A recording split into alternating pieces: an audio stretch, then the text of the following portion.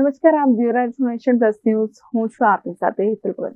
પ્રધાનમંત્રી નરેન્દ્ર મોદીના જન્મદિવસ તારીખ 17 સપ્ટેમ્બરથી મહાત્મા ગાંધીની જન્મજયંતિ 2 ઓક્ટોબર સુધી સમગ્ર દેશમાં સ્વચ્છતા હી સેવા અંતર્ગત સફાઈને અનુલક્ષીને એક મહાઅભિયાન છેડાયું છે.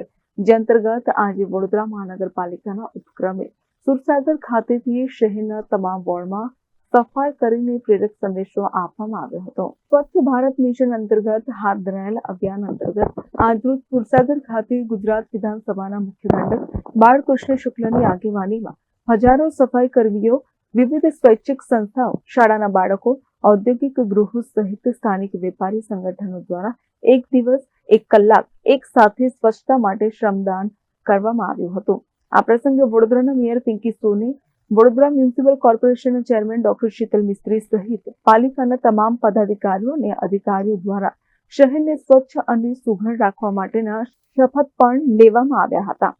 એકાત્મ માનવવાદ અને અંત્યોદયના પ્રણેતા એવા પંડિત દીનદયાળ ઉપાધ્યાયની જન્મજયંતિના દિવસથી શરૂ થયેલ આ મહાકાર્ય આગામી દિવસોમાં ગેમ ચેન્જર સાબિત થશે એમ વિધાનસભાના મુખ્ય દંડક બાળકૃષ્ણ શુક્લએ જણાવ્યું હતું.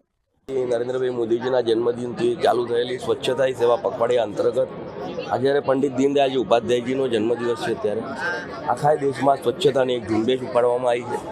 આખા ગુજરાતમાં પણ આ સ્વચ્છતાની મહાઝુંબેશ ચાલુ છે ત્યારે આજે વડોદરા શહેરમાં કોર્પોરેશનના કર્મચારીઓ સહિત તમામ રાજકીય પાર્ટીના નેતાઓ, તમામ ચૂંટાયેલા પ્રતિનિધિઓ, તમામ સંગઠનો, કોર્પોરેટ સંસ્થાઓ અને સાથે સાથે તમામ ધાર્મિક સંસ્થાઓ અને કોલેજીસ અને સ્કૂલો પણ જ્યારે જોડાય છે ત્યારે 8 લાખથી પણ વધારે નાગરિકો આ સફાઈ ઝુંબેશમાં જોડાયા છે અને બધા આપણો પોતાનો 1 કલાક જ્યારે આપવાના છે ત્યારે તમામનો વડોદરા શહેરનો ખૂબ ખૂબ આભાર માનું છું. અને સાથે સાથે આજે આપણે જે ઝુંબેશ હાથ ધરી છે તેનો આપણે એક સ્વભાવ બનાવીએ અને જેમ મોદીજીએ હાકલ કરી છે કે વર્ષમાં 100 કલાક આપીએ તે પ્રમાણે જો આપણે કરીશું તો મને એવું લાગે છે કે ચોક્કસ આપણે આપણા દેશને વેલાવેલી તકે સ્વચ્છ કરી શકીએ. વડોદરા મહાનગરપાલિકા દ્વારા સ્વચ્છતાને સ્વભાવ બનાવવા માટેની મથામણ કરાઈ રહી છે ત્યારે પ્રજા પણ ખભે ખભા મેળવીને પોતાનું ઘર, આંગણું અને સોસાયટીથી શરૂઆત કરે તો નિશ્ચિતપણે વડોદરા શહેર સ્વચ્છતા સર્વેક્ષણમાં અવ્વલ દરજ્જો હાંસલ કરી શકે એમ છે. માનનીય વડાપ્રધાન શ્રી નરેન્દ્રભાઈ મોદી દ્વારા 2014માં સ્વચ્છ ભારત મિશનની શરૂઆત કરવામાં આવી. 11મી એનિવર્સરી છે સ્વચ્છ ભારત મિશનની. 2.0 નિર્મળ ગુજરાતનું અભિયાન પણ ચાલી રહ્યું છે. ત્યારે માનનીય વડાપ્રધાન શ્રી નરેન્દ્ર મોદીના જન્મદિન 17મી સપ્ટેમ્બરથી લઈ અને 2 ઓક્ટોબર મહાત્મા ગાંધીજીની જન્મજયંતિ કે સાચા અર્થમાં મહાત્મા ગાંધીજીને શ્રદ્ધાંજલિ આપવા માટે આ પખવાડિયાને સ્વચ્છોત્સવ તરીકે ઉજવવાનું નક્કી કરવામાં આવ્યું છે.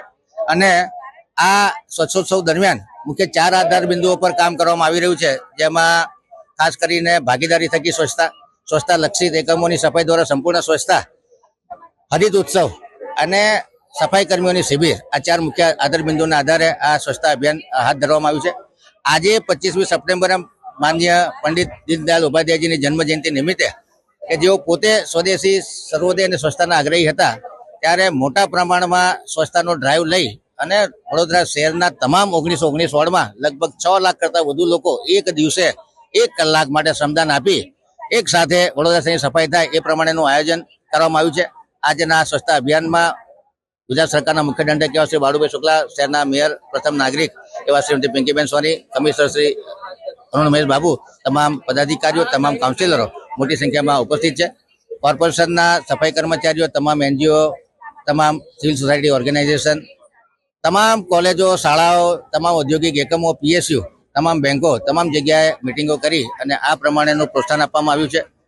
ખાસ કરીને ભાગીદારી થકી સ્વચ્છતા થાય માટે તમામ અલગ અલગ સાંસ્કૃતિક કાર્યક્રમો, જેમાં સ્વચ્છતા રેલીનું આયોજન હોય, નુક્કડ નાટકો હોય, જેમાં ક્વિઝ સ્પર્ધા હોય, જેમાં આંતરિક વોર્ડ સ્પર્ધા હોય, આંતરિક કોર્પોરેશન ઓફિસોની સ્પર્ધા હોય, ગણેશ ઉત્સવ, ક્લીન ગણેશ ઉત્સવની સ્પર્ધા હોય, ક્લીન નવરાત્રિની સ્પર્ધા હોય, આ તમામ અલગ અલગ સ્પર્ધાઓ રાખીને 2 ઓક્ટોબરે એમનો સન્માન સમારોહ પણ રાખવામાં આવશે. 2 ઓક્ટોબરે એક પેડ માં કે નામ અને આ આખા સ્વચ્છોત્સવ દરમિયાન પણ એક પેડ માં કે નામ પર લાખોની સંખ્યામાં વૃક્ષારોપણ પણ કરવામાં આવનાર છે. ખાસ કરીને જે રિંગ રોડ છે એની પર નમો 1 અને એવેન્યુ પ્લાન્ટેશન કરી અને આખો રિંગ રોડ ખૂબ સુંદર દેખાય એ પ્રમાણેના આયોજન છે.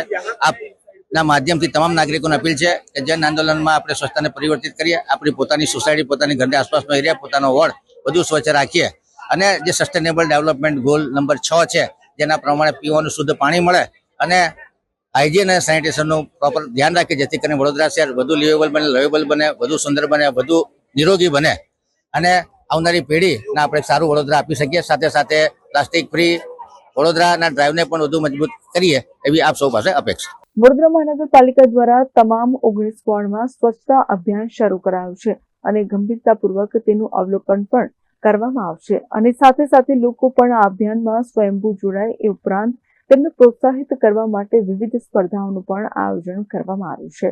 શાળાના બાળકોમાં પણ સ્વચ્છતાના સંસ્કારોનું સિંચન થાય એ માટે આજે વિવિધ શાળાના બાળકો પણ હરખભેર આ અભિયાનમાં જોડાયા હતા. વડોદરાના મધ્યમાં આવેલા સુરસાગર ખાતે પાલિકા દ્વારા સેવા પખવાડિયાના ભાગરૂપે સ્વચ્છતા ઝુંબેશ આગામી દિવસોમાં સમગ્ર શહેરને આવરી લેશે.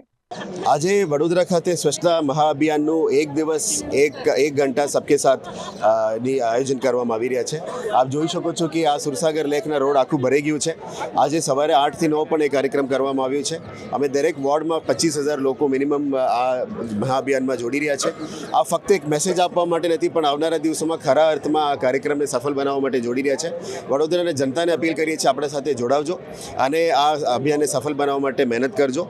જે રીતનું માન્ય વડાપ્રધાન શ્રી માર્ગદર્શન આપી રહ્યા છે આખા દેશને સ્વચ્છ બનાવવા માટે, અને માન્ય મુખ્યમંત્રીશ્રીના લીડરશિપમાં ગુજરાતમાં પણ સ્વચ્છતાનું બહુ સારી રેન્કિંગ્સ આવી રહ્યા છે, ત્યારે વડોદરાને પણ ફક્ત સ્વચ્છતા રેન્કિંગ્સમાં ઉપર આવવાનું ફક્ત મોટિવ નથી, પણ આ સિટીને ખરા અર્થમાં અમે વિઝ્યુઅલ ઇમ્પ્રુવમેન્ટ લાવવા માંગીએ છીએ.